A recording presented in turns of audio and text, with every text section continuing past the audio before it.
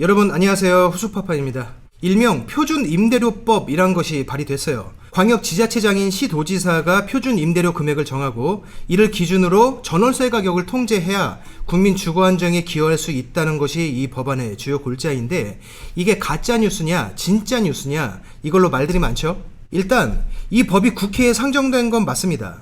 정확히는 주거기본법 개정안과 주택임대차보호법 개정안에 이 내용이 들어있어요. 가짜뉴스라고 주장하는 쪽은 이건 그냥 공시가 정도의 참고사항일 뿐이지 강제사항이 아니다. 즉 임대인들에게 어느 정도 심리적 영향을 줄 뿐이지 강제성이 있는 것은 아니기 때문에 임대인의 기본권을 아주 강하게 침해하는 것은 아니다, 이런 얘기예요. 얼마 전에 채널A 한 뉴스에서도 정의당 박원석 정책위의장이 패널로 나왔는데, 임대인과 임차인의 분쟁이 있을 경우에 조정위가 참고할 정도의 자료이다, 이런 취지로 설명한 적이 있습니다. 정의당과 민주당은 이 법안에 대해서 약간의 결이 다르지만 비슷한 논리이긴 해요. 반대로 진짜 뉴스라고 주장하는 쪽은 참고사항이라는 것은 거짓말이다, 결국 강제성을 띠게 될 것이고 건물주의 재산권을 너무 심하게 침해하는 위헌적인 법률안이다, 이런 주장으로 가고 있습니다. 자, 그러면 법률 개정안이 분명히 발의됐고 존재하니까 오늘 영상에서는 그 개정안을 가지고 국가가 전월세 가격을 정하고 통제한다는 이 얘기가 진짜인지 가짜인지 언론이나 인터넷에 휘둘리지 말고 개정안 원문을 보면서 우리 스스로 좀 확인해보는 시간을 가져보겠습니다. 일단 주거기본법 개정안 먼저 볼게요. 지금 보시는 것이 주거기본법 개정안이에요. 제가 한글 파일로 준비했는데 민주당 의원 12명이 발의했고 윤호중 의원이 대표 발의자입니다. 개정안을 다 보면 피곤하니까 중요 부분에 제가 형광칠을 해놨어요. 일단 이 법을 개정하려는 이유가 설명되어 있죠. 급격한 임대료 상승으로 인하여 2년마다 쫓겨나듯이 생활권을 이동하는 서민들이 급증하고 있다. 그러므로 표준 임대료를 정하여 안정적인 주거 생활을 보장하는 것이 정부의 의무라는 것을 명시한다. 이런 법안 개정을 추진하는 이유에 대해서 적혀 있습니다. 다음 장에는 세부적인 개정 내용이 담겨 있어요. 우선 3조에 10% 신설한다는 내용이 있는데, 표준 임대료를 정한다, 이게 신설되는 내용의 핵심이에요. 누가? 시도지사가, 광역자치단체장이죠.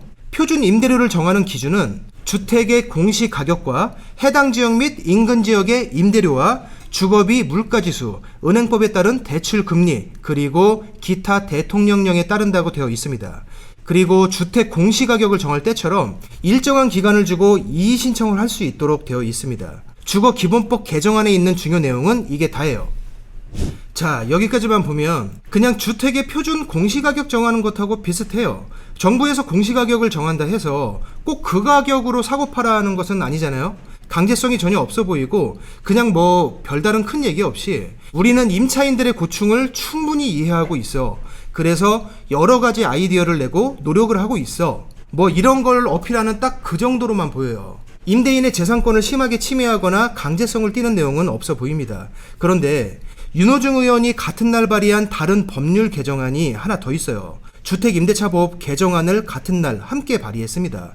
거기에는 어떤 내용이 담겨 있는지 보겠습니다. 자, 윤호중 의원이 같은 날 동시에 발의한 주택임대차보호법 일부 개정안입니다. 여기에도 취지에 대해서 비슷한 내용이 있죠.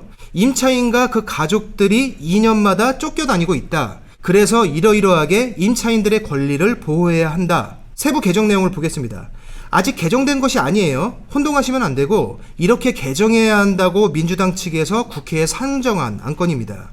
처음 나오는 것이 제6조를 개정한 계약갱신 청구권입니다. 현재 여당에서 추진하고 있는 임대차 3법 중 하나인데 총 6년을 주장하는 내용이 여기 담겨 있어요.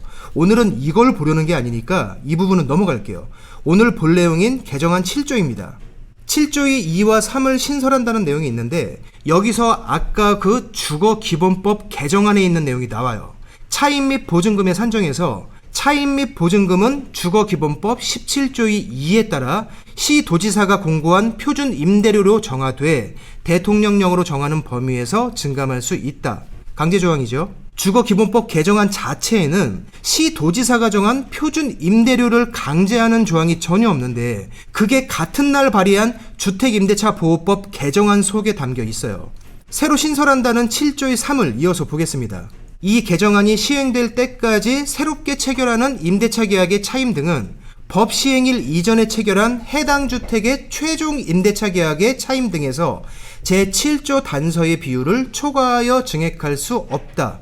무슨 얘기냐? 이 법이 시행되면 시행일 이전에 이미 체결되어 있는 계약들에도 만기 후 임대료를 증액할 때 표준 임대료를 소급 적용한다는 겁니다. 뒷내용을 계속 볼게요. 다만 법 시행일 이전에 임대차 계약을 체결하지 않았거나 비임대기간이 5년 이상인 주택에 한해서는 국토교통부가 발의하는 공시가격에서 대통령령으로 정하는 비율을 증감하여 차임과 보증금을 정한다. 이건 무슨 얘기냐? 새로운 법이 시행되는 시점에 기존에 임차인이 없었던 공실이나 주인이 직접 살다가 처음 세를 놓은 주택은 주거기본법에서 정한 내용을 가지고 임대료를 정한다는 거예요. 정할 수 있다 또는 참고해서 정한다가 아니에요. 정한다. 강제조항입니다. 그리고 그 이후 최초 계약갱신 때부터 표준 임대료에 따라 증감해야 한다는 내용이 2항에 있습니다. 계속 볼게요.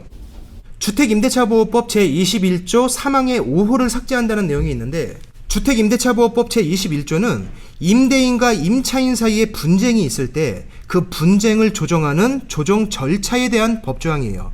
이 법의 3항에는 이 조정 신청을 각하하는 사유 6가지가 적혀 있는데, 그 중에 5호가 상대방이 조정 신청에 응하지 아니하는 경우, 즉 조정 신청을 하는 쪽은 주로 임차인 쪽인데 임대인 측에서 이 조정 신청을 거부할 수 있는 권리가 있었습니다.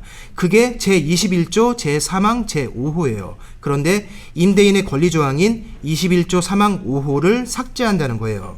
거기서 끝나지 않고 제26조 2항의 내용도 바꿉니다. 조정안을 통지받은 당사자가 7일 이내에 수락의 의사를 서면으로 표시하지 아니한 경우에는 조정을 거부한 것으로 본다. 이게 원래의 내용인데 이걸 조정안을 통지받은 때부터 조정안에 기재된 내용대로 당사자의 합의가 성립된 것으로 본다. 이렇게 바꾼다는 거예요.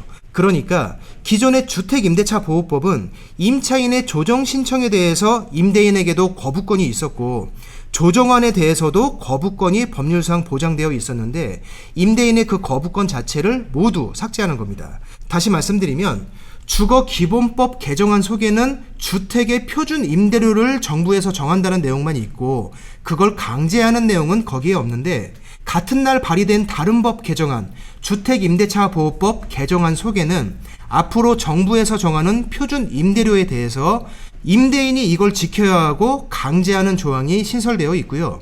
임차인의 어떤 조정 신청에 대해서 임대인의 거부권 행사가 명문화되어 있었는데 이걸 다 삭제하고요. 조정안에 대해서도 임대인이 불합리하다 판단되면 거부권이 있었는데 앞으로는 조정안이 통지만 되면 바로 재판상 화해, 즉 확정 판결과 같은 효력을 갖기 때문에 임대인은 이를 거부할 수 없다는 내용으로 바꾼다는 겁니다. 자, 여기까지 보겠습니다. 주택의 전월세 가격을 국가가 정해준다. 이게 뭐 가능하냐는 얘기서부터 실효성이 있느냐, 이래도 되는 거냐, 뭐 이런 얘기들도 있고, 이건 가짜뉴스다. 임대료에 대한 통계를 내서 임대료를 정할 때 참고사항으로 사용하는 것을 너무 오버하고 있다. 아니다, 진짜 뉴스다. 여기에 대한 논란도 많습니다. 오늘은 여기저기 의견에 휘둘리지 않기 위해서 기사나 전문가의 논편을 전혀 참고하지 않고 현재 상정되어서 국회에 떠있는 그 개정안 원문을 봤어요. 개정안 원문을 우리 같이 보셨으니까 정확히 어떤 내용이 담겨 있는지에 대한 판단은 여러분이 하시기 바랍니다. 자, 그러면 얘기가 나왔으니까 이게 정말 가능한 일인지, 가능하다면 실효성이 있는지, 그 전에 이런 법률이 정말 실보다 득이 많은지, 이런 부분에 대해서도 한번 얘기해 봐야 하겠죠. 다음 영상에서 이 부분을 얘기해 보겠습니다. 오늘 영상은 여기서 마칠게요. 고맙습니다.